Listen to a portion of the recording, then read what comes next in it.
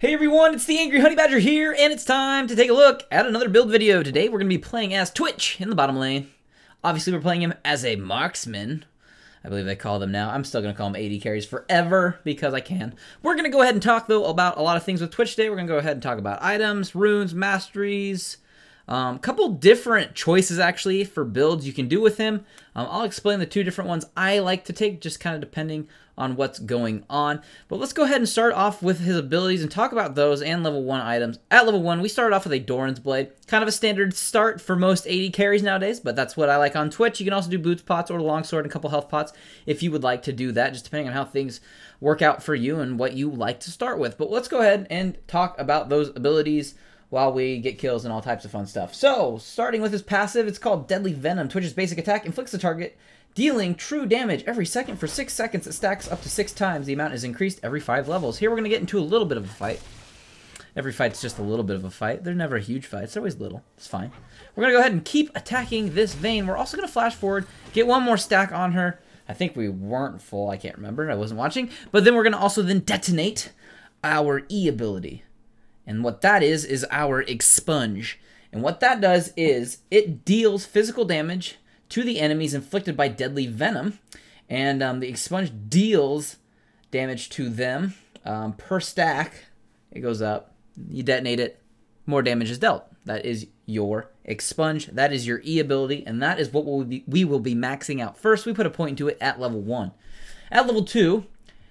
this comes down to personal choice. You might want to put a point into your W, which is your Venom Cask. All right, now what happens there is you hurl a little cask of Venom, and when it hits the ground, it explodes. It adds 2 stacks of Deadly Venom to them immediately and slows them. So you get a couple of those stacks on there right away, which is nice, and that slows very good too. So you just kind of start off just getting those stacks, which is really good, and you can detonate it with that Expunge. Very, very helpful. Here, Blitzcrank's going to head out there and grab a nice little grab on the Vayne. Little grab, little fight. Gonna go ahead and pick up a kill on her too. And yeah, that is all types of fun. And this Blitzcrank, enemy Blitzcrank, is gonna make a big mistake in a second. This game, kind of one-sided. A little bit. I get caught out a handful of times too, just playing dumb. But this game's really one-sided. We're gonna go ahead and talk about mistakes people make now too occasionally in these videos. Because, like, there's just like, why would you do this? Just, why? People sometimes make mistakes, that's fine. But we'll cover them and talk about it. Like right now, there's no minions between you and our Blitzcrank. Why are you even that close to me and you're gonna die? And yeah, he's gonna die. So I'm gonna get another kill. So now I'm 3-0. So like, just, that's not smart. Don't do that. Anyways, going back to the items or abilities and sequencing, what we're gonna do there. So that is your W ability. You'll max this out typically last. You just want to point into it fairly early for the slow and the stacks it will give you. Then at level 3 or 4, depending on what you're doing with your points, you can put a point into your Q ability, which is Ambush. And what Ambush is, after 1.25 seconds, Twitch becomes invisible for a short duration. While stealth, you also gain 20% move speed. And when you start your attacks from becoming unstealth, you get bonus attack speed for the next 5 seconds. So it's really nice if you want to catch up to somebody or come gank in on somebody, and you get that increased attack speed, which is very, very nice. So that is what your stealth is all about. You're going to be maxing this out. Second, here we're going to use it. Now we're going to move in because we are getting a gank from Warwick. He's going to move in. We're going to get a little bit of bonus attack speed as he go in and lock her down. Going to pick up a kill on Vayne. Going to get our Blitz to flash forward, actually get a good snag. Probably was unnecessary, but I'm going to pick up a double kill because of it. So we're pretty fed. At this point in the game, we have our boots finished just because I kind of like the mobility on Twitch. You can actually go gank other lanes fairly easily. It's also nice to have a little bit more mobility against an enemy Blitzcrank just to avoid those grabs if they are pretty good at that. And then I also then picked up a BF sword in this game fairly early on. And that's just going to be an awesome item. Now, the builds that you can do with Twitch kind of depend on how you're doing in lane, or at least how I judge I'm doing in lane. When you're ahead, this is the build I like to use. It works really well. If I'm behind, I'm going to start to actually build kind of slower into my damage. But since I had so much gold and we're farming okay, well, not really that amazing, actually. Never mind. Since we're just ahead with kills, really, and we have gold from that, we're going to be able to build towards our first main item, which is going to be an Infinity Edge. It's going to give you a lot of damage, and there's 2 reasons why you can do these different builds. One is you can go with Infinity Edge first on Twitch because of your ultimate, which now we will talk about, which is your Spray and Pray. For 7 seconds, Twitch gains 300 attack range, and he gets bonus attack damage from his basic attacks. which become piercing bolts that deal 20% less damage to the subsequent targets, down to a minimum of 40%.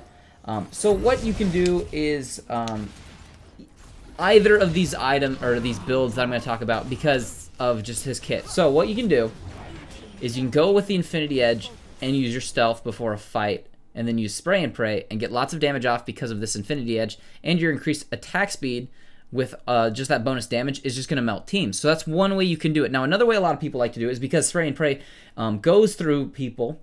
What they like to do is get something with already a lot of attack speed in it. And that's the item I would recommend if you are just a little behind, because it's a little bit cheaper in segments to build, and that's going to be a Blade of the Ruined King. So you can do this earlier on if you're just not quite doing as much, or if you're having to go back a little bit more frequently and buy smaller pieces of items, you can build towards a Blade of the Ruined King. That way, when you do use Spray and Pray, you're getting more of those shots off. You can also stack that passive a little bit quicker, but the main thing about an Infinity Edge is you're just getting massive damage off with each hit. So both are legit, just depending on how you want to use this kit and how you want to fight. So he gets a damage buff with his ult, and he also gets an attack speed buff when coming out of stealth. So you can use either of those to your advantage, and you can justify either start of the build with that. So there's two different ways really to do that. One I'd recommend, obviously, if you're ahead early, Infinity Edge. If you're just having more troops back, not quite doing as well maybe with kills, and you just need that sustain in lane a little bit better from the Vampiric Scepter build into that Blade of the Ruined King, you can do that. So that's what we're going to do with those concepts. So we're not going to build a Blade of the Ruined King now, though, because the Infinity Edge build's just slightly different. We're going to be treating it differently. At this point, though, we did pick up a Vampiric Scepter for some sustain, and we also then have just we just went back because we got a low, and we are going to pick up our beginning pieces that are going to go towards a Zeal. So we're just working on that. Now, we've pretty much covered his abilities. We'll go over those again. Just max your E first, then your Q, W last, and then your ultimate. Obviously, 6, 11, and 16 is where you're going to put the points off in that. So that's what you're going to do. Obviously, keep roaming around the map. You can, like I said, gank other lanes fairly easily with Twitch. You can also go scouting. You got to remember, though, that invisibility, when you go into it, it does take a second to go into it. And it's not really super long. At level 1, it's only 4 seconds long. Completely maxed out, it's 8 seconds, which is better, but it's not a really, really long time. It'll help you get into position, but you got to remember, hey, I'm going to come out of this in a second, you're just going to pop up, and they might just grab you out of nowhere. So you got to be really careful with that. Here, we're just going to get some stacks going on, and then we're going to detonate, although I don't think we get the kill, do we? We did not. It went to Blitzcrank. But we did pick up a kill on the enemy Blitzcrank, and we're just kind of going through here and helping teams out. Here we went invisible, which can speed us back up and get a little bit more attack speed, which can try to help us out, although Ezreal's going to go ahead and try to get away, but a good grab from Blitzcrank. He will pick up the kill too, but not too bad. Now we're tanking this tower. We're going to have to barrier just to make sure we don't die to it to feed him a kill, and luckily Blitzcrank will tank this out for me so I can get out of base. So just some good teamwork there, obviously, to get out of base safely so you don't die. Very, very, very helpful. So, we're doing okay. We are definitely ahead. We're 8-1 right now. We're going to slow down a little bit, though, because they're going to start to focus me, and I'm going to start getting caught out, which, you know, will happen. I don't blame them for focusing me. That makes sense. I'm kind of fed. So, as for the runes you probably want to go with when you are playing as Twitch, there's a couple different versions, obviously. There's always whatever you want to do, too, but what I'd recommend is attack damage marks will be helpful. You can do armor pen ones too if you wanted to. I'm going to go with some armor seals while in bottom lane just to resist a little bit of damage early on. And then as for those glyphs, couple choices here. You can do some attack speed ones if you have those and if you want to do that. Or you can do those magic resist per level. They just kind of help you stay a little bit beefier and avoid a little bit of damage as the game goes on. And then as for your quintessences, you can either do attack damage or lifesteal quintessences. I like the lifesteal. It's just really good sustain in lane. It works really well on pretty much every AD carry currently. So that 6% lifesteal while in the lane is it's helpful. You just don't have to go back if you get low. And plus you're getting a little bit from that Dorans item too, just a little bit early. You get some health back on hit, and so that just all helps you out together for just good sustain. Now, at this point, we have finished off our next item. We have finished off the Bloodthirster. And the reason we go Bloodthirster instead of Blade, personally, for this style build, is the crits with IE are going to give you increased damage based off of your attack damage. So, the more attack damage you have, and with those bigger crits, basically we're just going for huge crits. That's the justification behind it. And for our attack speed, we're going to be getting a Zeal, which we have finished off. We're going to be building this towards, I believe, an Infinity Edge. Or not an Infinity Edge, a Phantom Dancer, excuse me. So what we're going to do with that is we're going to get even more crit chance from that. And then we have our bonus crit damage from the Infinity Edge and even more damage from the Bloodthirster for sustain and just damage overall. So we're just going for really big crits and lots of damage. And that will really help us out as the game goes on. So that's what we're doing for towards the build. That's what we're working on item-wise, and that's just really going on. It's kind of your old standard ADC build. Kind of generic, but it works really, really well, and I like it on Twitch a lot. It seems to get games taken care of really, really nicely. As for your Masteries, what you can do with those, it's that standard page you're going to take. It's always pretty much the same for most of those carries. You're going to go with a 21-9-0, 21 in the offensive tree. You're going to pick up everything there that helps you with a little bit of attack speed. There's some stuff in there for armor pen and just increased damage dealt too. And then in that defensive tree, what you're going to take over there is, I believe you're going to want to probably take that health per level. It just helps getting a little bit on these squishier characters. You can also get the bonus health early. Extra 30 health does go a long way, especially if you get some level 1 fights in lane or level 2 fights. That might be what it takes for you to survive. And then you're going to want to probably pick up the hardiness, I believe it's called. That's going to give you some bonus armor as well. We're going to get into a bit of a fight. We'll pick up the kill, but you can see some big crits coming off there to kill Vayne. There's a nice snag on the Rengar. He is going to go invisible, but because of the stacks and my passive, I'm actually going to be able to pick up the kill because that Deadly Venom, when it stacks that true damage, it ticks and it stacks, you know, so we have that ticking damage. So people will run away and they will die to that true damage. It's really, really nice.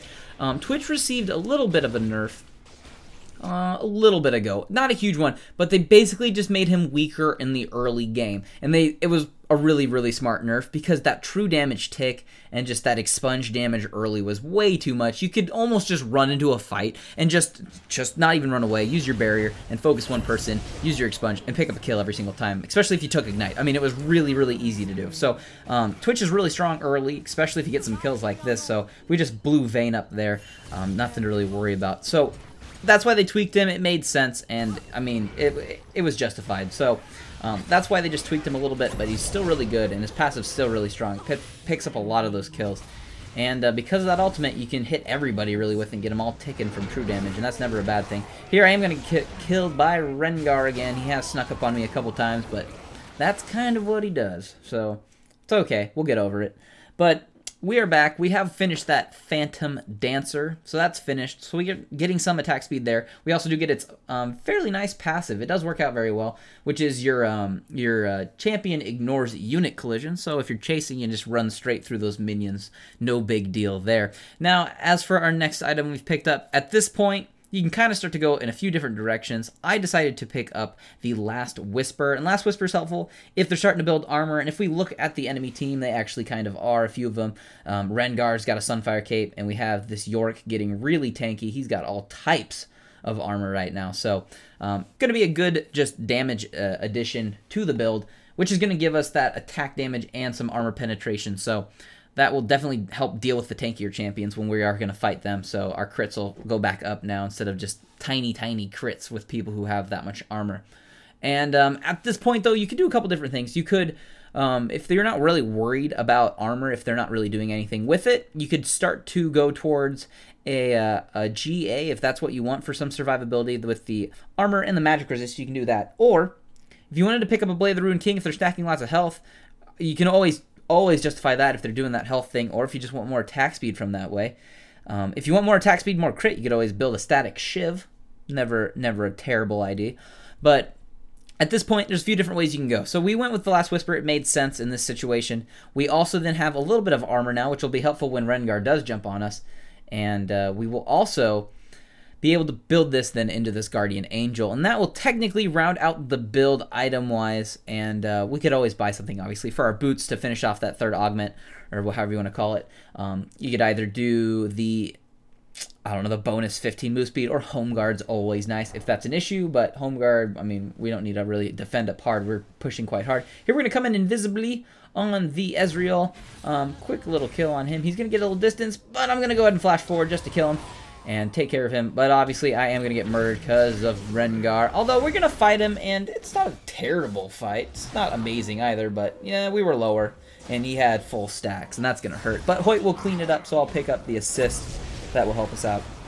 And yeah, this game is going to be coming to a close, but those are the items I'd recommend. Obviously, if you didn't want a Guardian Angel and you just wanted to get really beefy, you could consider a Warmog or a Frozen Mount. Those are other decent items. There's, you know, a few little different choices you could pick. It just depends on what the enemy team's throwing at you, really, and how you want to deal with it. But for the most part, that's how I would do the build. If you're going to start with that Blade of the Ruined King, you can do that, and then just, you know, if you want to continue the build maybe somewhat as normal, and pick off from there, you could do that. So just depends on how you're doing in lane, I suppose, and how you're farming and how the enemy team is treating you. But that's going to be a build for Twitch. If you have any questions, you can go ahead and put those down in the comments below. If you enjoyed this video, you could like it, or share it, or favorite it. Those are all fun things to do. But they're going to go ahead and lose twice here, I believe. They're going to lose this and surrender. We'll get double explosion.